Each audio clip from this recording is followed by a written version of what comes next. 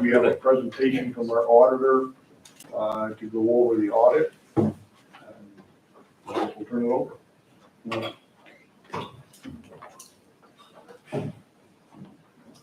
Hello, everybody. Chair. So we distributed a one-page summary of the audit results, and these are subject to change a little bit because we haven't issued the final reports at this point. We've issued draft financial statements. So there was always a possibility that there are a couple changes to these bullet points, but that's very highly unlikely at this point. But what we did is we put together a one-page summary of the financial statements.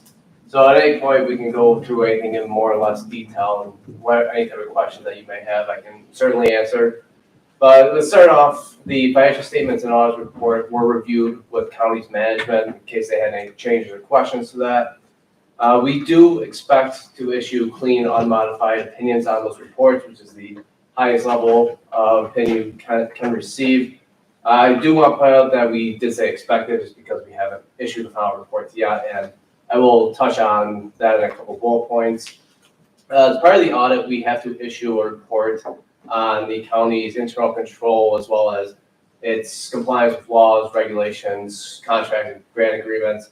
And in that report, if there's anything that the board needs to be aware of, if there's material weakness or significant deficiency, we would state it in that report, but we are glad to say that we did not come across any of those issues.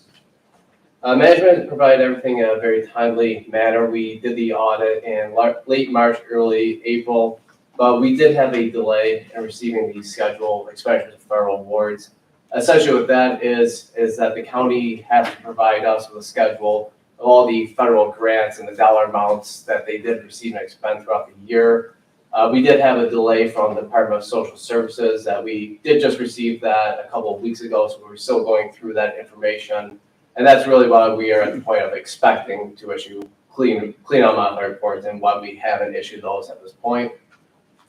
From a numerical standpoint, your total governmental fund balances increased by 7.9 million to 28.5. But really what I want to highlight is the next bullet point. It's your general fund increased by 3.9 million to 21.3 million. So your fund financial statement is really where most of the transactions do occur, is extremely healthy, and something we want to point out because your fund balance, especially the general fund, is a little bit north of 50% of your annual expenditures. Typically, what we like to see is that number to be at least 25 to 30% or for 3 months of operating expenditures. So you are significantly above that. So from a numerical standpoint, the county is a very financially healthy position. And a lot of that is due to increased sales tax over the last couple of years, which we have noticed is increasing still in 2020. We see an increases in the mortgage tax, as well as there's a lot of new federal dollars out there. The county's received $5.1 million just from the New American Rescue Plan Act money, which you do have as a liability at this point because you haven't spent it, so it will become revenue in 22 and 23 when you actually do spend that money. So now that you have a lot of new revenues from the sales tax, but we do expect that to trend to continue for the next year or two. And then lastly, we put together just a chart of your fund balances in your general fund. We wanted to show a year-over-year comparison from 2020 to 2021. And really the most important number is in that bottom right corner. We can see the total increase of 3.9 million. But you can see how there were several increases in the different categories. You're able to put aside a little bit more money into your restricted fund balance, as well as the non-spendable, which really represents your year-end, any type of inventory, prepaid assets which you can't spend. And really the reason that increased by so much from last year is you do have in the general fund a due from your solid waste fund. And since you can't spend those dollars, that's considered a non-spendable fund balance. Therefore, that increased over the prior year. But really, the most important part is that bottom line, the total fund balance increasing just under $4 million. That really is due to all those new dollars that came in your revenue. So at this point, and the last thing I did want to touch on, I don't have this on the sheet, but the last couple of years when I came up here, we really wanted to emphasize issuing debt because the interest rates were so low the last couple of years. And you actually did issue that in April of 22. You issued $50 million at an interest rate that varies between 3.3 and 3.5% interest. And that's great because really, if you were gonna issue that today, you're gonna be looking at closer to 5.5% to 6%. So really glad that that recommendation was taken and actually implemented in the current year. So at this point, I really want to turn over to the board, management, any type of questions, anything I might be able to answer. Does your company have any opinions about the inflation rate maintaining the way it is now, or lowering or higher? To be perfectly honest, that's not something we really kind of pine on because we can't look at future economic trends. We really look at more of the backward look, doing the audit work. But from just a overall standpoint of looking at sales tax from different counties, different municipalities all throughout New York State, your trend is completely in line with everything. It's not just, I mean, inflation is going to affect everywhere, but we do see these increases everywhere as well as the mortgage tax. So you are perfectly in line within New York State municipality. So your answer would be the same with fuel prices? Oh yeah, absolutely. It's something where we can't really look into the future and have an opinion on where they're going to go. Well, I just kind of felt like those two factors had the biggest impact on our sales tax increase. Would you concur with that? I definitely would think that that's a main driver to it. Are you saying inflation or just volume of sales or both? That's driving our sales tax? Because I think part of it we could say was inflation, but there was more just people buying during COVID. Tom and I were talking before he came in a little early, and we both agreed that it would be really nice if the state comptroller's office, actually, I can't blame them, it's the state tax and finance office, if they would provide us more regular breakdowns of our sales tax, Right. by sector. They really don't, because the private companies put a lot of pressure on them not to do that because they think it's a way to back into their proprietary sales data. So, we don't have as much detail as we would like on some of that, I think. So unfortunately, we can say, yes, these dollar amounts are there, that you did earn this amount, but we really can't say the inputs of what makes up those dollar amounts. Tom, you gotta start spending more money. That's what I heard him say. There's a good expensive. Well, I mean, I think that, that's a good point, this fund balances. Eric and I were talking earlier, and Tom, and, sometimes this 2023 budget is gonna be harder than we think, because sometimes it's easier to tighten your belt and cut because it's, you're under the gun, you have to do it. When you're in an opposite situation where you've got a little extra to try to spend or decide what to do with, that can sometimes be harder. So I think this 23 budget might be more difficult than we think, actually. But if you look at 2022 trends, I mean, we're up 3.9 million on our fund balance in 2021. I mean, Eric and Phil always comments on this as well. Our 2022 trend is looking to have similar issues. I think part of it is that we've kept our, what we thought were going to be lean years, the rainy day of the pandemic in 19 and 20, we behaved very conservatively on our spending too. So not so much 2021, but when you were here for the 19 review and 20 review, we pulled back on some spending because we thought, the comptroller's office was warning everybody that, the sky was falling with sales tax, and it never really did. So we pulled back on expenditures, and our revenue remained strong. And we had lower costs as well, in Exactly. conjunction with that. But is that 3.9 increase, that includes the ARPA funds, right? It includes a very small amount of that because you can't recognize that into fund balance until it's actually spent. So you do have the cash on hand, but until those funds are actually spent, it won't increase your fund balance yet. So our cash position is gonna look outrageous at this point. Yeah, that's that challenging differentiation between cash and fund balance. It's in the cash, but it's not the fund balance. So you get an increase in cash, but you also have to offset with offset a liability.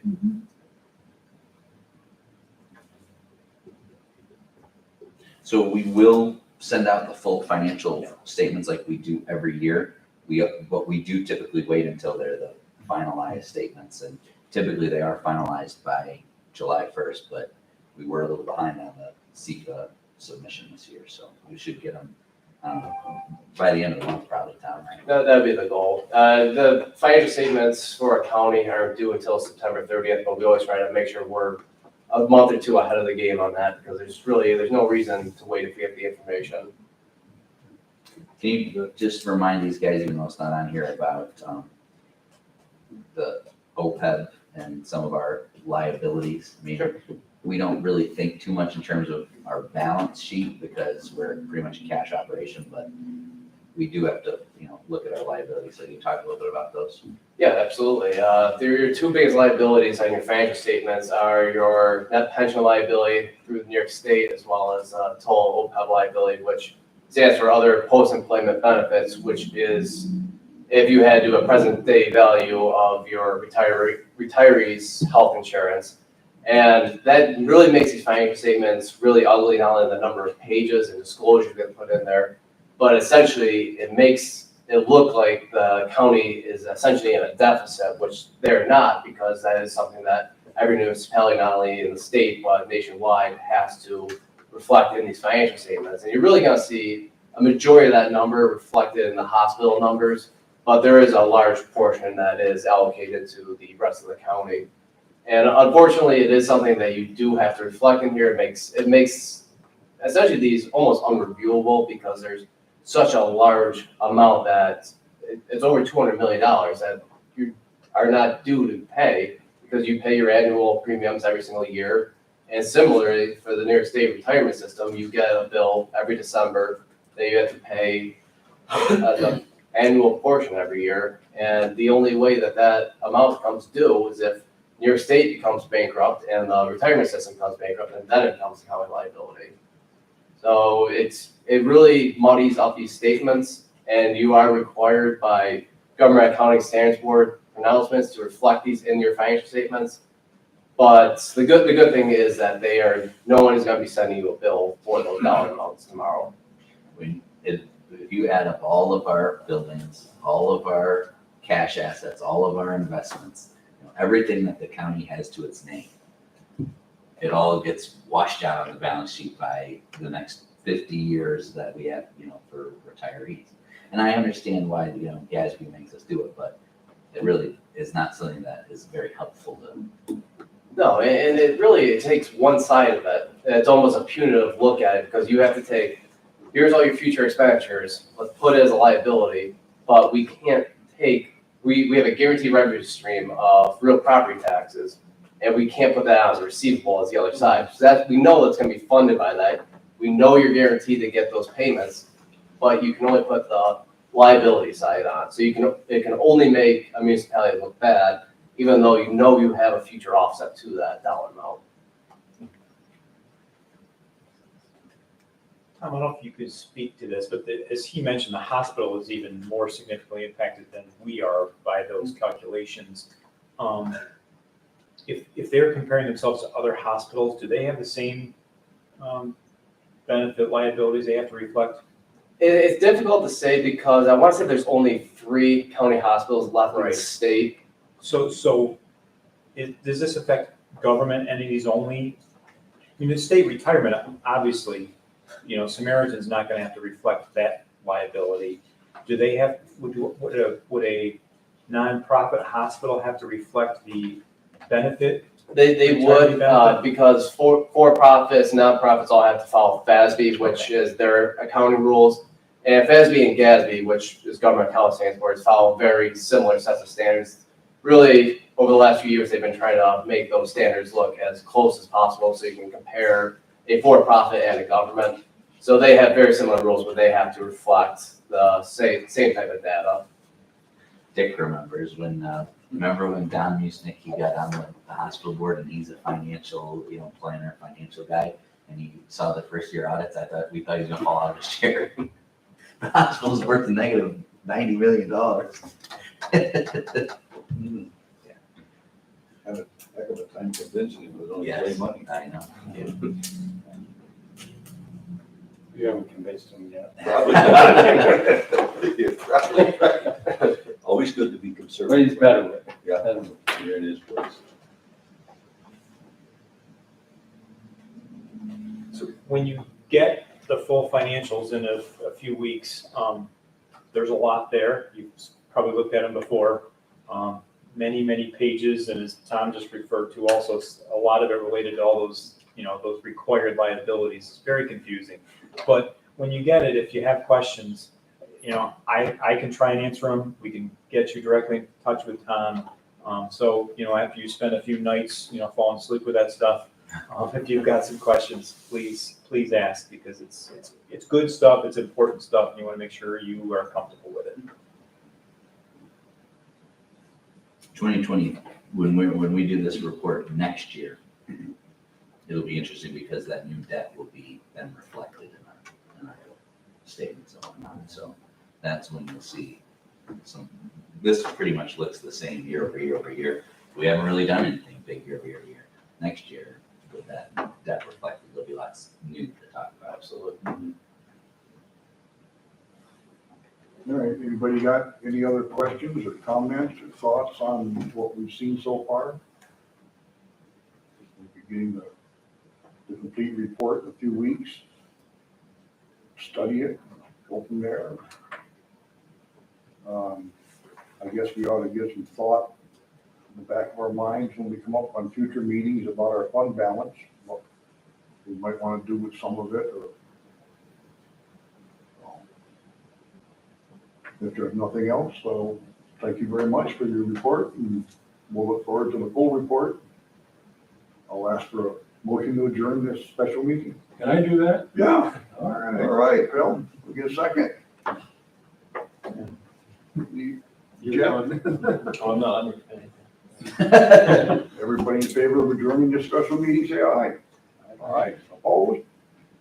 We're adjourned. Thank you very much. Thanks, Tom. Appreciate it. Thank you. Have a safe trip back. Thank you.